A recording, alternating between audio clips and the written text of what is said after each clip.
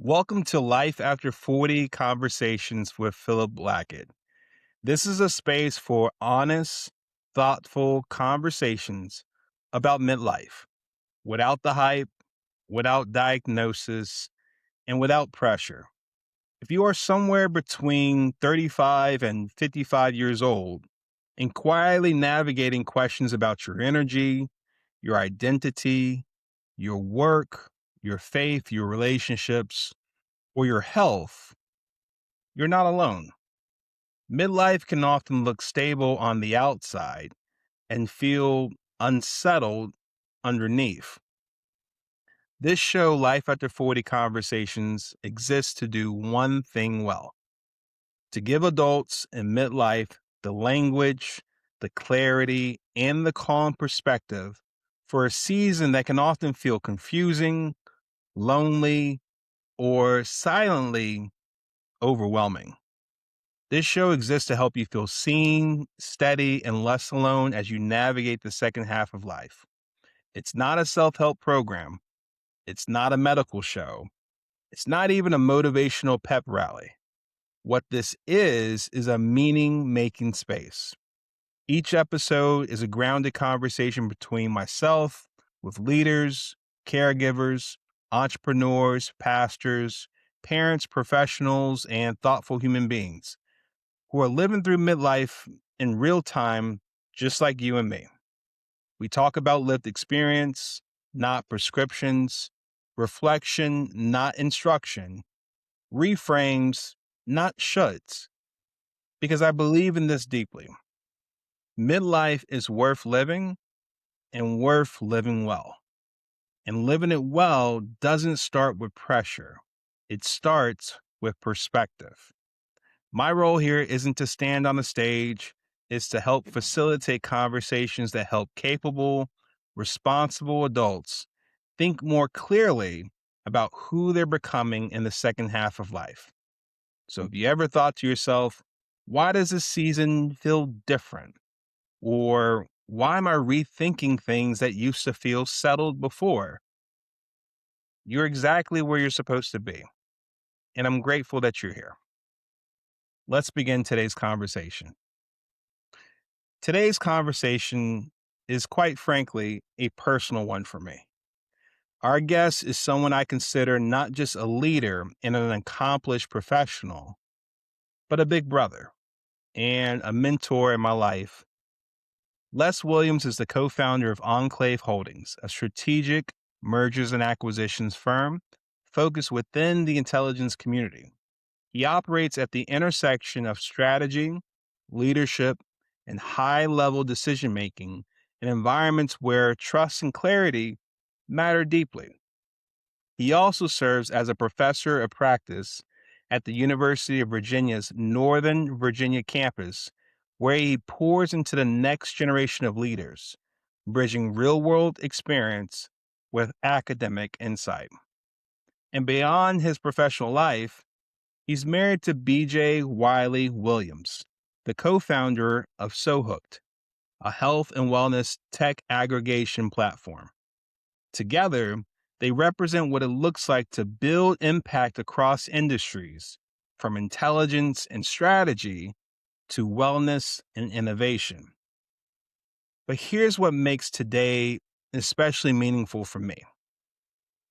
You see, Les was one of the first people who truly helped me believe that I was enough to apply and later get accepted to Harvard Business School, enough to stretch beyond what felt comfortable to me, enough to step into rooms I wasn't sure I even belonged in yet in the first place. Les embodies what it means to pay it forward. His encouragement didn't just affect my career trajectory, it shaped my mindset going forward. And in many ways, his example of leadership, generosity, and belief in others planted seeds that ultimately contributed to me starting Life After 40 and this podcast series you're listening to right now. So when I think about the importance of investing in the next generation, and lifting as you climb, even in midlife, I can't help but also think about Les Williams. I'm deeply grateful for his impact in my life. I'm sure you will love what he has to say on this episode. Les, welcome to Life After 40 Conversations. Hey, thanks, man. It's good to be here. It's good to be here. 47. This should be called Life After 50 because I'm almost 50. There's always room for that, for sure. There's always room for that. Well, listen, I'm happy to get started with our conversation. So, first up, I just shared your introduction for our audience here. And what I would ask is, in your view, before the titles, before the degrees, and your resume, who is less in this season of life? Yeah, Philip, it's interesting. And again, thanks for having me on the show. In this season of life, I actually,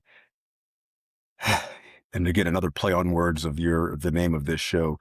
This also could be called Life Before 40 because I don't, I, when in 2000, when I graduated from UVA, when I was 21, I felt the same as I do now. Like my mindset, my energy level, the way I treat other people, the way I am received by other people, it's the same. In fact, when I run into some people at my reunions, not only high school, but also undergrad and grad, they're like, you look the same, you talk the same, and you actually act the same. It's funny. They said, one guy even said, it looks like you just ate another person because I did get bigger just from my workout routines and stuff. But they said, besides that, the same haircut, I've been shaving my head, Philip, since 1996, just because I just like efficiency and life's busy as it is. And I used to get a fade, in middle school and high school. Now I just take it all off. So I can grow hair, but I'm just lazy. I just shave it off every other day. But really, how my mindset on life, the way I take care of my body is the same after 40 as it was before 40. There have been tweaks, right? Drinking more water, doubling down on yoga, those types of things. But I treat my life like I do finances. They always invest in your 401k, your retirement. Well, I also invested in other people like you early on, but also in my physical health too early on, never wavered from that. So the lesson this season you see is a mature and older version of the less before 40. I love it. I think it's really helpful just to pick up on the fact that it's just like there's something to be said about continuation, like continuity, Yeah, where you're not just starting something fresh because you hit a certain age. It's like, no, there's beauty in being able to see something that's helpful for you now and just carrying that over even before 40. amen. And, s- Amen. and so when you're thinking about midlife for you, when you reflect on it, I'm sure there were some things that, yes, you kind of carried over at a younger age, but in particular, was there anything in particular that happened in that period, like between 35 and 47, we'll say? Yeah. Like, when did you first realize something that shifted during that period? Yeah. So specifically, and I would say it's more so external factors that shaped who I was internally and helped me refine and focus the less that always was there. And that actually was a class I took at HBS, Harvard Business School. It was an executive education class called The Reflective Leader, TRL. So if you hear me reference that again, TRL, I'm not talking about Total Request Live with Carson Daly, I right? was thinking Though the same the, thing. those over 40 will get that. Some younger people are like, what is that? Right. So, I was in the first cohort of this executive education program, and it took Harvard Business School alumni that graduated between 1996 and 2005. So I was just on the cutoff. And basically what it was saying is, you know, you've done well in life, whatever your version of success is, right? You went to this amazing school. You probably have a great family. You're entering midlife. And so we just want to do a check-in. And so the professors were amazing, Tom and Scott. They basically started the class by showing a video of a guy who was Zooming with his young daughter. She was in the US, he was overseas. And she sat in there, she started crying because she thought he was going to be home the next week from his Japan tour. He said he has to extend it because he's working on another big deal. And so that was a 5-minute video in the class. 80 people in the section were tearing up.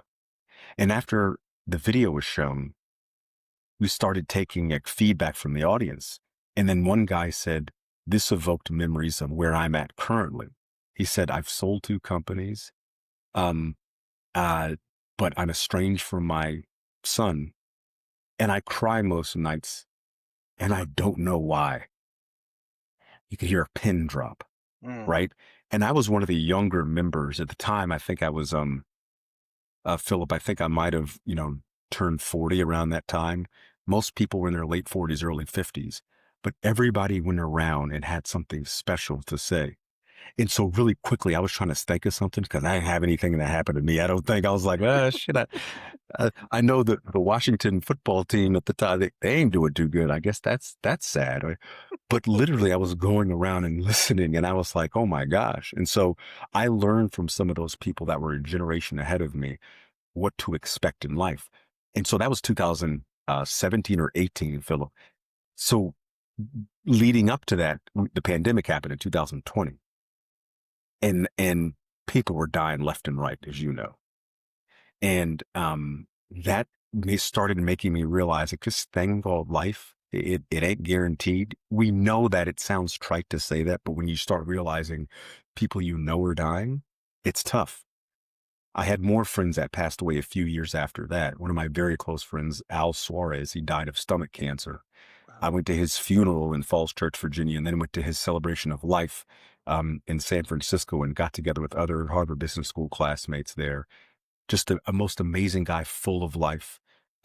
His grandmother cooked dinner his mother cooked dinner for me and 3 of his close friends. We went over to her house, and she just said, I see Al in each of you. And she says, just make sure you enjoy life as much as possible. Hug your parents.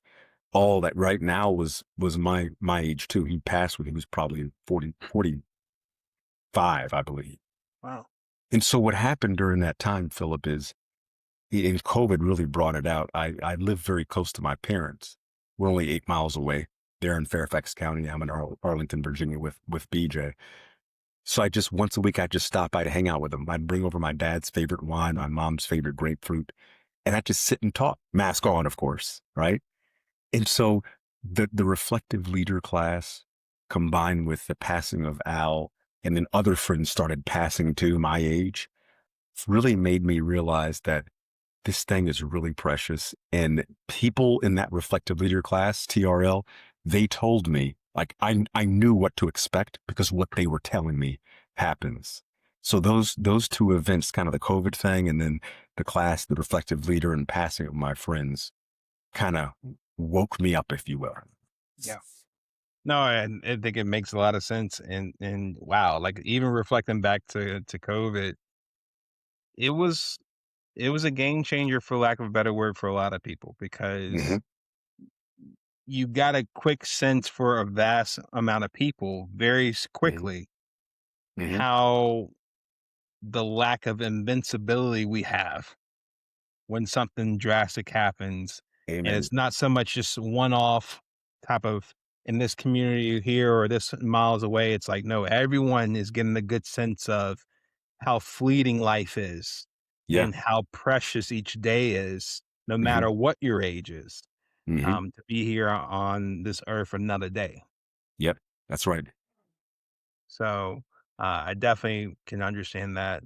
And, when you think about when you reflect on that, was there anything when you reflected, not just in life in general, not just for other people like your parents, but maybe even internally within yourself? Was there something that you noticed was changing where something that used to work for you before midlife suddenly didn't anymore? Like maybe something that changed, something that wasn't as important, or something that just physically just did not work for you? Yeah. So nothing didn't physically not work for me, but what happened is I doubled down on what was working for me. So let me explain what I mean by that. Um, there's there's really three passions that I have in my life that I started developing in my 20s and my 30s and onward 40s and beyond. And those three things are: one, pursuing a healthy lifestyle. I mean, I've been doing Pilates since 2000, before it was popular for men to do it. So I started doing when I was an engineer at Ford Motor Company. Every Saturday morning, I still keep in touch with my Pilates instructor. I keep in touch with a lot of people. You'll hear that as a theme. Her name is Jamie Hatchett, and she would start her. It was called Yoga Lattes, a combination of yoga and Pilates. So her name was Jamie Hatchett. She would start her class with the Aerosmith song, Janie's got a gun. And I was like, it was like, uh-oh. And she'd walk in and everybody would like start clapping and cheering. And that the class was hell. I mean, I couldn't finish. The first time I did that class, I was like, what have I walked myself into? But I kept going back because it was challenging, right? So Pilates, yoga, was always lifting weights, right? So I always did that. And that was the basis. Now, before I go on to the other two, I'll tell you what's changed, how I doubled down on that. When my friends started passing and more friends started having medical trouble and medical issues, I took a deeper look at how I was physically living. I was burning the candle at both ends. I co-founded a firm called Risk Cooperative. And like anytime you co-found a firm, it's a 24/7, 365 job. And I would go to bed late, 11, sometimes midnight, wake up at 4:30 to work out because I had to get the workout in. But at the same time, I had to finish all these reports I was doing, right? And my wife told me, she said, you work out late at night. Oh, excuse me, let me back up. I used to work out late at night. Sorry about that. And try to like rush everything. And she's the one who got me to work out early in the morning, which really helped. But in order to be effective, I had to go to bed earlier. Hmm. Because when I first started working out early, I'd get up at 4:30. It was hell, but I did it. And I was just groggy all day. And she says, just go to bed earlier. So now I go to bed a lot earlier, and sleep is a big part of what I do. Usually between 8:30 and 9:30, that's my sweet spot going to bed. And people think it's crazy, but there's a lot of planning in the day, Phil, that goes on to get to that 8:30 to 9:30 time frame. I track my sleep like crazy with this Whoop, uh, right? And so I've learned how to refine how I work out. I do a lot of stretching now. There's a flexologist, a stretch therapist who comes to our place and stretches both of us every other week. I get a massage alternating every other week. Drink a ton of water. Um, just a lot of protein. I eat about 6 times a day, small meals throughout the day. So it's very scheduled. Um, do a lot of stretching and mobility exercises, a lot, as well as the cardio. I wasn't that into cardio. I did track in high school, but when I was reading all the reports about heart health and how VO2 max is a big predictor of longevity and having a more comfortable life, I started getting into interval training to increase my VO2 max. And that's the volume of oxygen your body can use and turn into energy, how efficient you are, right? So my resting heart rate has gone down a lot. It's like 53 now. And so what I did is, like I said, the physical stuff was already there, but I learned how to actually tweak it so that I'm more efficient and I'm actually healthier. I was telling people, they think I'm crazy. I am physically stronger now than I was 20 years ago. I can lift more weights. I can leg press more. I can deadlift more. My cardio fitness is higher than it's ever been. And one of the personal trainers I talked to said there's something called muscle maturity, because since you've been lifting for so long, your muscles they're strong, they're mature, versus if you just started now, right? Hmm. You couldn't lift nearly the same. So I'm stronger than I was way back then. So that's on the physical part. The next part that's interesting that I doubled down on is actually innovating. So I have to do something for a living where I'm innovating. I What I find hard for me is like, hey, to make $1, go at that company and start working, fill out those TPS reports, reference to Office Space. That's not me. And so when we founded Risk Cooperative, me and my partners, um, it was magical because we were looking at, it's a risk management insurance brokerage firm, but we did a lot of unique risks like political risk, kidnapping and ransom, and all types of interesting things. In fact, we sold the company a few years ago, but my partner and I, Andres Franzetti, we've been working with a company that's launching the first ever personal guarantee insurance in the United States. They heard about us through some of the work that we've done, and we're basically walking them through that process. So it's been amazing because it's new and innovative and keeps my mind going. When Enclave Holdings, the company that I co-founded with my partner, who has his top security clearance, we are buying assets in the intelligence space. These companies are at the forefront of basically keeping America safe, and they do mission critical things. Yes, we all know the S word, SPIES. They do those types of things, right? But it's interesting because learning how they interact with the different branches of the government and what new innovations, AI and other things coming down the pipeline, that's fascinating to me. And so I said, in order to do these interesting things, it'd be great to have my own time. And so what I mean by that is I want to have time where I can physically work out and do those things I just mentioned, but also I want to have time to work with people where I can innovate things. So innovation is big to me. It leads me to my third thing, and that is helping other people and mentoring. So two, one of the two things I'm proudest of, when I graduated UVA, I won an award called the Algernon Sidney Sullivan Award. And it's given to a graduating fourth year, a woman and a man at UVA. And there's other schools that participate in this as well. But, and in fact, I'm so proud the award's over here. Let me show it to you. This is the award. And it's so one person lighting somebody else's little torch, lantern.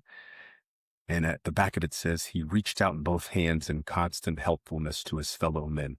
As one lamp lights another, nor grows less, so nobleness enkindleth nobleness.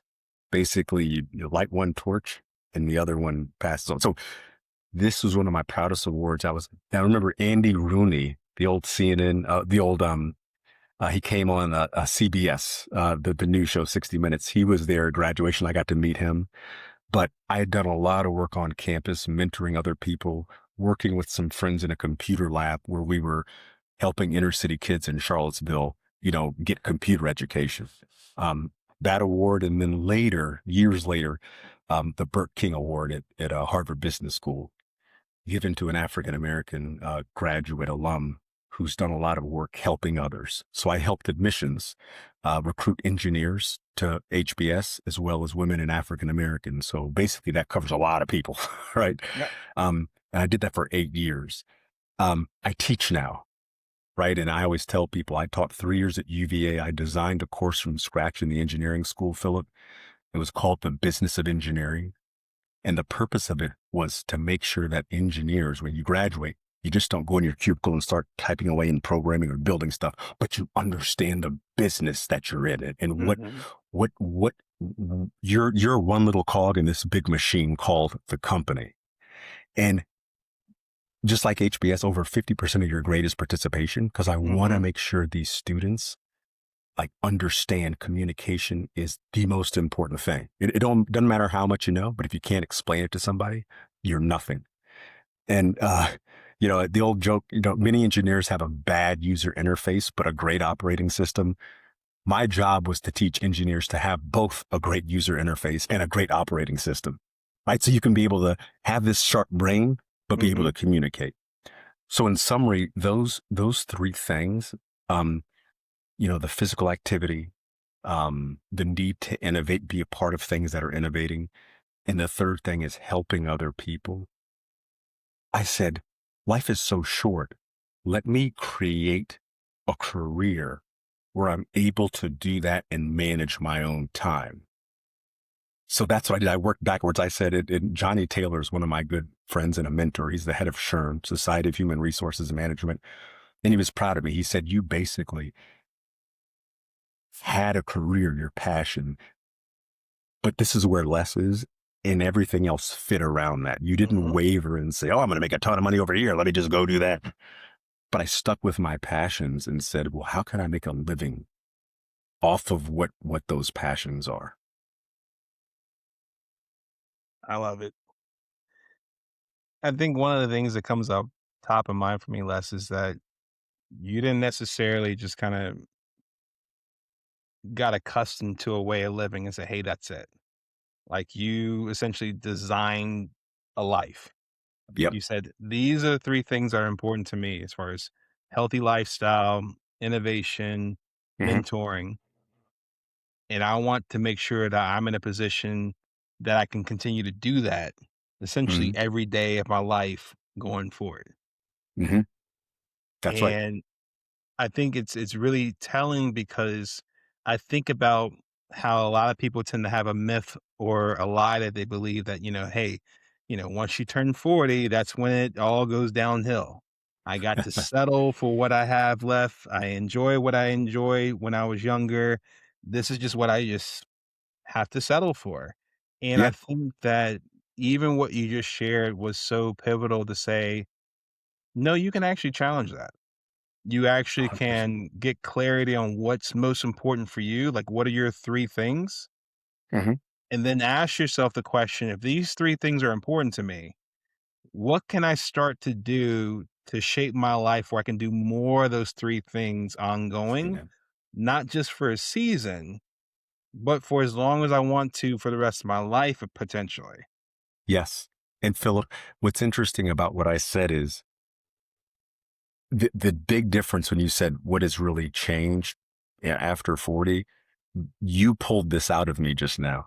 So I couldn't do like advising this company that's starting personal guarantee insurance, or there's another company called Sunny Day Fund. I'm an investor and advisor on that. It's workplace emergency savings to basically help low to middle income families save for a rainy day. Mm, I couldn't do that in my 20s and 30s because before 40, I had a lot of fluid intelligence. Like the ability to solve new problems based on logic. I was a smart guy. But when I was at IBM, when I was at Ford Motor Company, when I was at JLL doing sales, I was working on my fluid intelligence. But after 40, guess what?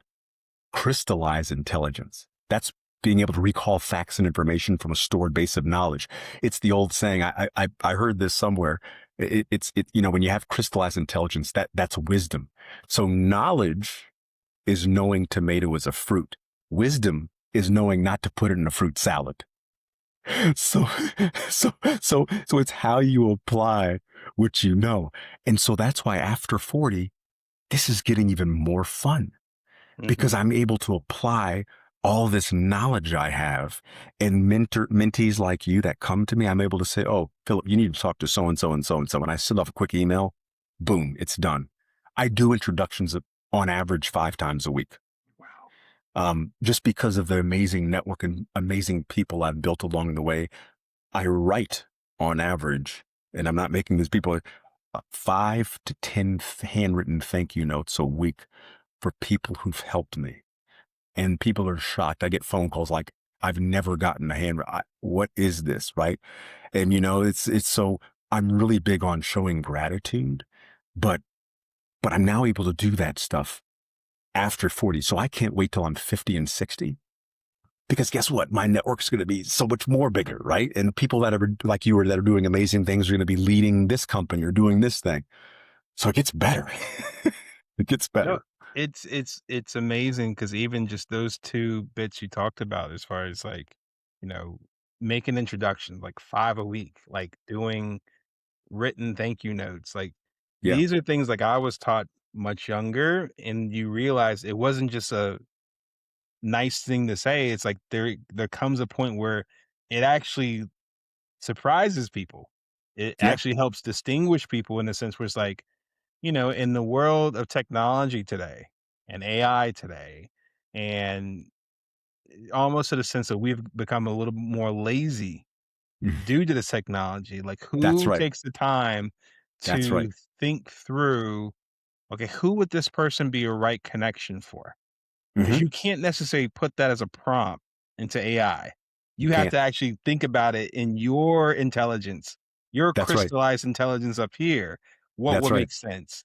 And then the thank you note, that's clearly something that can't be outsourced AI either, because you literally take the time to write pen and parchment paper Yeah. and you mail it. You don't Yep. email, you don't take a snapshot of it Nope. and then text it to the person. You don't take a Yep. snapshot of it and email it to that person. You will have Yep. to find out where does this person live or work Yep. and take the extra step to actually mail it. That's right. And what I'm coming across is it's it's something I learned from Gary Vaynerchuk, the importance of being able to scale the unscalable. Hmm. Because most people will look at that and say, "Hey, I can't do that. That takes too much Hmm. time. That's right. It takes too much effort." That's right. But just something that you're saying here is just like that was important for you to say, listen, it's important for me to make that extra effort, make this a habit for me to do this on a daily or weekly basis. Hmm. And I could just attest from what you're sharing, like you are reaping benefits from being consistent with that over time. That's right. And I think another thing you picked up on and said with regard to healthier lifestyle, I want to dig a little deeper on for our audience is you also kind of glossed over the fact that you're a grown man doing Pilates and yoga. And we talked about earlier before we got on swimming. Yes. Yes. What I want to underscore here is when the average person thinks about Pilates and yoga, what do you think about initially in terms of who is likely taken up on those classes, those services? Do you picture somebody as big and as broad and as strong as Les here doing these things? There has to be a reason. And what gets me about this is a lot of times people think that that is something that only one side of the equation takes part in. The other side, nope. For us men, we had to stick to strictly just lifting weights, get our Yep. personal best on the bench press. Yep. That's what it is, and eat as much red meat as possible because that's our source of protein only. Yep. Like, can you take a moment just to really help us understand why that should not be the case? That something like Pilates and yoga and even diversifying the type of protein you eat beyond red meat, why that could be helpful, not just for men like you and me, but just men in general over the age of 40. Yeah. So, oh man, you just launched a firestorm. So get ready for this. Put your seatbelt on, Philip Blackett. Uh, so two things I want to mention. The first is there's the Pilates I do is mat Pilates. So it's not solid core, but it's on the mat. That's where I started 26 years ago. I've been doing it. And it is the foundation for the rest of your body, the core muscles and your back muscles and your glutes and everything. My friend who played in the NFL, Barrett Green, he said, everything begins and ends with the core. Because guess what? These are all connected somewhere, right? They're connected here, arms, Yep. legs, everything. And so what's interesting is the foundational muscles that you have, whether you're bench pressing, deadlift, or whatever, the core and the back stabilize all that. So when I go into the gym and I see usually men on the little ab machine, where you can sit down and go like that, they're going like, did abs. They walk away, right? It's like, that's not abs. You probably hurt yourself. Hmm. But like a sustained effort, the time under tension, making sure that your muscles are being strengthened and lengthened for a good amount of time, not just 5 sets and you're done. But Hmm. abs are something you technically can work every single day. I do 2 Pilates circuits before I do another type of exercise twice a week. So like one on a Tuesday and another one on a Saturday, for example, before I jump on the bike and do training. But but that is the fundamental core for building yourself out. But to go deeper with what you said, what the reason why you don't see, especially a lot of men do that, is because a lot of people are scared of what others will think of them. And this is something that really hasn't changed my whole life. I've never been scared to be different or be the only person. And I can't explain where I get that from. I know my parents, by the way, instilled in me that sense of purpose and helping other people, right? That's something I didn't mention. Got to give them a shout out. So they've all, so they instilled that in me. But I did plays growing up. Even though I was an engineer at UVA, I was doing plays with the theater department. Um, I did community theater in Detroit, the Rosedale Park Players. That was the name of our group. Rosedale Park is a section of Detroit. I would do that. Go to practice after I left my job as an engineer. I'd go and do that, right? Because it was fun. I met different people. Still stay in touch with quite a bit of those folks. But I think too many people have, positional goals in life. That's other people's opinions of what you should do. Like, I should get this fancy investment banking job because that's what everybody else is doing. Outside HBS, I went into sales at IBM. Over, 75% of the class, consulting, investment banking, or, whatever, investment management. I was doing sales. I was selling hardware, software, and services. Had the time of my life. And sure enough, later, a lot of people came back to me, Philip, and they were like, hey, I'm in investment banking, but now my boss wants me to sell because now I'm a managing director. I don't know how to sell. So I'd work with them and I tell them, it's pretty easier than you think, but you got to start with wanting to solve an issue for someone. So, but a lot of people, they're just scared of what other people may think. And I think that leads down to some dangerous paths because we've heard this before, but intrinsic motivation and extrinsic motivation. Intrinsic motivation, and I read a lot of Arthur Brooks. He writes on happiness. He's at HBS teaching. I've met him before too. Great guy. But intrinsic is love and happiness, right? Where you're motivated by what leads you to a more happier outcome, whereas extrinsic is motivated by outside factors, usually money and power. The Dalai Lama, and this is something that Arthur Brooks said, the Dalai Lama has a quote, and he knows the Dalai Lama, so he's cooler than you and me. Men have 10 fingers, but buy 20 rings. Right. But it's true. There was a study at the University of Rochester done that was done. It said, what do your goals for success look like a few years after you graduate? So about half wrote down intrinsic goals and the other half were extrinsic. And years later, they did a study, Philip, and the intrinsic folks were happier and more satisfied. They actually had a sense of purpose and a sense of meaning with what they were doing. And the world we live in with social media, I used to work with someone who was always posting on social media, always banging his chest on what school he went to and all this stuff. And I did have a talk with him. I said, hey man, just back up, just chill a little bit because, let people discover you. But he says, no, that's what worked for me. That's what I'm going to do. I had other people calling me up. I never told him this, to hurt his feelings, but people were saying, hey, what's wrong with your boy? Like, is something not going well because he's always posting on social media? But unfortunately, with social media, if it's not used correctly, then people reading it will say, oh God, I too then have to buy this type of car. I have a 24-year-old Ford Explorer, great condition. I barely drive it. I walk everywhere, take metro, take the bus around DC because I care more about getting from point A to point B and doing it in a healthy fashion. Driving stresses me out. But if you were to look at Facebook, you'd think, I now have to get a Maserati because so-and-so just posted a picture of so-and-so in a Maserati. Right. So you asked me, I got excited about this topic because, when you said, why Pilates? Most guys don't do that. And you opened up this can of worms because it shows you that a lot of people don't want to look uncool doing something that is actually really cool, right? But B, it exposes this whole thing of too many people care about what others think about them. And that's not good. And social media, this is the bad part of social media. There's good parts. It helps me network and stay in touch with amazing people. But you got to manage it so you don't get sucked into just chasing extrinsic things. Right. No, it's perfect. And there's always a trade-off. when it comes to social media for sure. Yeah.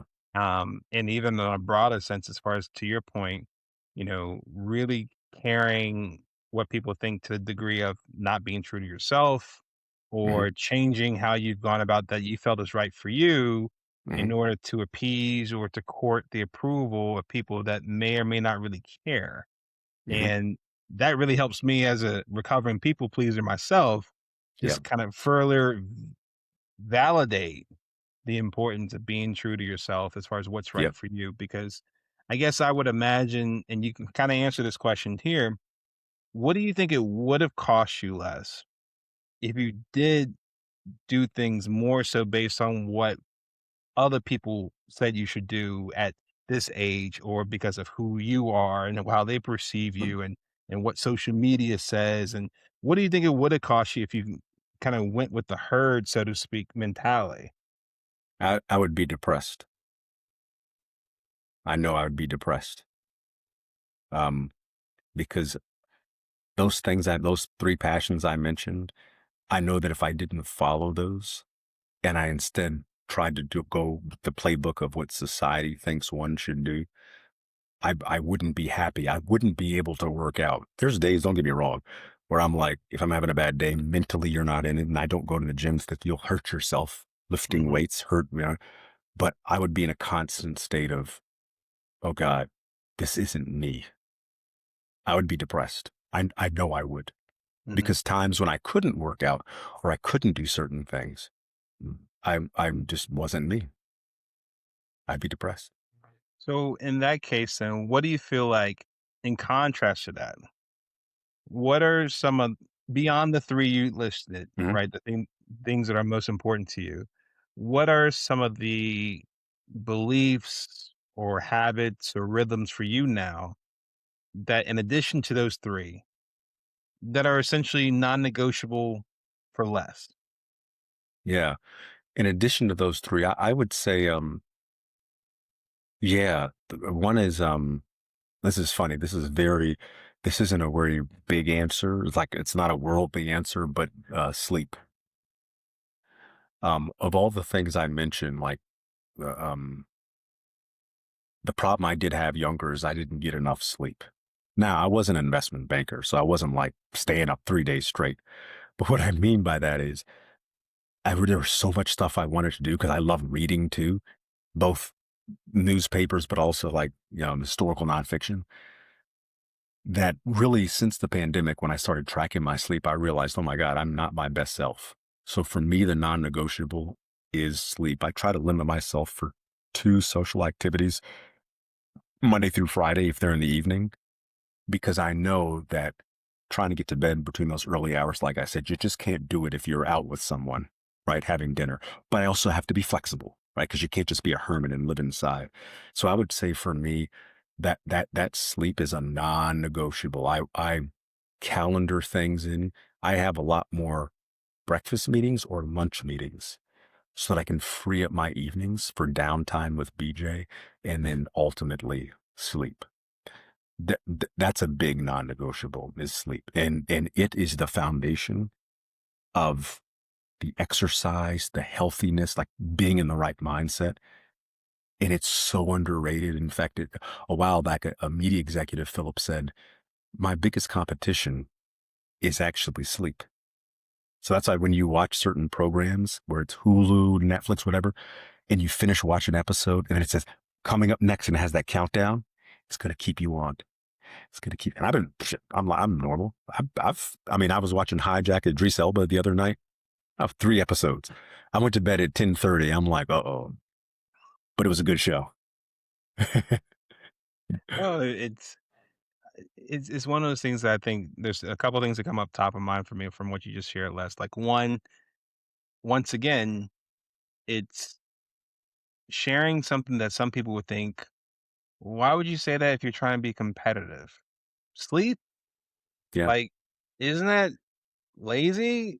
Like, aren't we in this hustle hard culture where people say like, "Oh, I'll sleep when I die," Hmm. or when so and so's sleeping, I'm working, and when That's right. somebody's eating, I'm working. I'm working. That's right. Like, it's the thought of, like, once again, that's another myth to debunk for people where it's just like, sleep actually can work in your favor rather than against it, and it's worth Amen. investing in and making that Yep. a priority for you. Uh, I white noise machine, sleep in a cool environment. I wear socks when I go to bed. There's science behind how it keeps your body cooler. We won't get into it. Um, eye mask, right? The whole thing. It's so important. And LeBron James is one of my heroes for not only what he does on the court, but also the way he takes care of his body and also what he does in the community with his I Promise Academy in Akron. But the thing that he always talks about is his need to find great sleep. And that recovery is so important and it's underrated. But where I think the good news is society is getting more into wellness from a sleep perspective because you're seeing a lot more apps like Calm, right? That's a Mhm. big one. And some of the meditation apps that are out there. And, the spa and wellness industry is booming. Like BJ's company is amazing what she's doing with So Hooked. A big part of her marketplace is actually wellness and recovery. So I'm so, because in this stressed out society, they always say that we're in the sandwich generations. You're taking care of older parents and you're taking care of kids. You got to Mhm. take care of yourself. Yeah, So I'm glad that I think this is just from a pure qualitative perspective. I see more focus on rest and recovery, which is great. that's excellent. That's definitely a great message to share with people.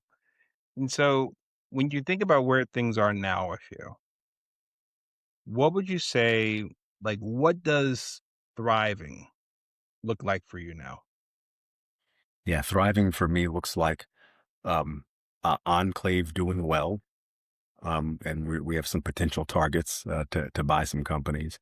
BJ's company is continuing to do well because I view us as the same. We're a team.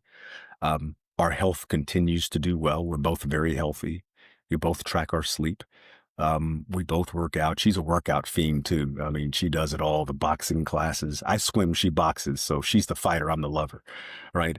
So just our continued health and the continued effort we put towards seeing our family. She sees her mom quite a bit. Her father passed recently. I see my parents quite a bit. We go to my niece's basketball games. So success is, yes, professionally, our companies can still continue to thrive, but we still continue to be healthy and spend as much time we can with our parents who are aging. They're still in great shape, thank God, but just that's success to me. It's not getting this VP promotion or doing it. It's making sure that we're spending as much time with them as we can. I love it. Mhm. This has been great. I'm glad that AI can work in my favor of taking notes for me because I clearly would have more than a page to take on if I was just writing it by hand for sure.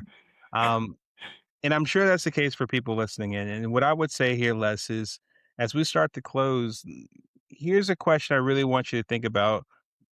If there is someone that's listening to our conversation right now, and that person may feel like he or she is quietly drifting Mhm. or even burning out in midlife right now, what do you want them to hear from you right now? Yeah. I if if you're burning out and the way you framed that question, Philip, was more so from the perspective of I I want to focus on the professional side of things. The health side of things, we know that there's a million things on Instagram you can do. You're probably already going to the gym. If you're not, lean into that, right? Do more of that type of stuff. But from the professional perspective, midlife, many people always wish that they did something entrepreneurial, but actually they were too scared because of the what if factor. Most entrepreneurs who start companies are not 20 somethings. A lot of them are middle aged, actually in their early 50s. And so I'll give you two quick examples. One is a very close friend of mine, Jabril Lockhart. We met right before business school. He has a company called Petrum Analytics that he founded going on 7 years now. So right when he was around 40 years old, 39, 40 years old. And it's a big data analytics company. And he used his experience at Amex. He used his experience at Gartner. and also an ad agency called Global Hue to co-found this company. And when he left some of these bigger firms he was at, he said, you know what? Let me just take this risk and do it. Doesn't work, I can always go back. But it's a fantastic company. And looking back, he said, I'm so glad I decided to do this because I'm like we talked about the crystallized intelligence. The things I learned at Amex, at Global Hue, at Gartner have all come to fruition where I have this marketing ad agency mindset along with the big data analytics, like what they did at American Express. And his team loves him and they rally around him. So that's an example of somebody midlife who has done something entrepreneurial where they could have stayed and just continued to do well in a larger corporate environment. My wife's the second person. She actually, same thing. She worked at HEI, which is a hospitality REIT. She worked at Citigroup. Um, but then she left to become the assistant store manager of Lululemon so she can build the craft and build her wellness toolkit to what she's doing now with So Hooked. And she founded that company, same thing, 37, 38, 39, when she was cruising along in, corporate America. So I want to tell people out there, if you're in a rut and you've always wanted to do something, find a way to do it. Talk to people, use LinkedIn, network, save, money that you've saved up. And that's an investment if you're spending it on yourself to do things. Because as we learned from the early part of this conversation, life is short. And by this time, a lot of people have had people who've passed unexpectedly or something's happened. So you really got to try. And if it doesn't work, you can always go back to do something else. Always. AI is not going to take everything. Not going to Right. take all the jobs. So that would be my big message. I appreciate it. That's sound advice. It's just the notion that one, knowing that life is short, is Hmm. not guaranteed, should propel people to say, "Hey, listen, what can I do with the life that's in front of me right now? Hmm. And if it's not what you're currently doing, how can I design my life as less has done before Hmm. to do more of the things that are important to me Hmm. and That's not right. let age be a factor stopping you?" That's right. I think that's That's excellent, right. Les. Well, Amen. listen, Les, this has been beyond great, beyond Yeah. excellent. If I could think of it, like have a thesaurus to come up with a better word than excellent as far as our conversation here, Les. And so I really appreciate this. If there are people, which I'm sure there are, that do resonate with what you're talking about, they want to follow you, your work, or just more of just like your philosophy on Hmm. life after 40, so to speak. Where's the best place they can connect with you after this? Yeah, LinkedIn's the best place. Les Williams, if you type in Les Williams and then Enclave Holdings, spelled like Enclave, ENCLAVE, I'll pop up. And another person that I want them to follow too, interestingly enough, is my mentor. His name is Craig Robinson, and he's an amazing guy. He's writing a book. It's coming out March 31st. It's called The Happiness Reboot. Real quick, it's an amazing story. He had Sure. took on these CEO roles in real estate, done some amazing things, and he realized he was a victim of the arrival fallacy. He got there, he thought he'd feel different, but he didn't. And so we had a conversation last year, and we both arrived at the same place where he built his life around some of the passions that he already has and is happier for it. And so he said, this book is for working professionals who are going through the situation that I went through. So I want you guys to follow him, craigmrobinson.com. That's where you can order the book, but also he has a lot of like speeches and does a lot of talking on somebody who's been there, who's done that. He was following the extrinsic, what looked nice, what looked good. MIT undergrad, Harvard Business School, CEO of this real estate company, emptiness. And he Mhm. rebooted himself, the happiness reboot. I can't wait to get my hands on it too. I'm gonna have him sign it too. I said, Craig, I know where you live in Atlanta, so I'm gonna find you. I love it. I definitely wanna check out that book too, man. Thank Yeah. you so much for sharing that. And, just overall, Les, thank you for being a part of this. I think that this is truly beyond just a euphemism or just a saying, a breath of fresh air. It's like I Hmm. I I really believe that. I think Yeah. it's, your honesty, your transparency, your willingness to just be yourself regardless of what someone may say is refreshing. Mhm. And I know I definitely benefited from it, and I think a lot of other people would benefit from this too. So I really do appreciate that. Um, and to everyone listening, I think, one thing that comes up top of mind here from this conversation is one, understand that midlife is not the end for you. Clearly, Mhm. it's a season to understand what's important to you and to figure out, once you understand what's important to you, recognize the opportunity that you have the agency and the autonomy to design your life the way you want to for the things that really matter to you, like Les did. So if something today resonated from our conversation with Les today, you don't need to rush into action tomorrow. Just sit with what you're thinking, reflect on it, meditate on it, go swim on it even. Just something along the lines that really just get an understanding of what comes up from this, because I do believe that this is where real change begins, not with urgency, but with awareness here. And so, as we conclude this episode, to learn more about Life After 40, you can go to our website, lifeafter40.com. You're also welcome to connect with me at philipblackett.com. And just as a friendly reminder, if nothing else, as we talked about here, let this be a reminder that midlife for all of us, midlife is worth living and worth living well. Thank you so much for spending time with us, Les. It's been an absolute pleasure having you on here with me. This has been Life After 40 Conversations with Philip Blackett.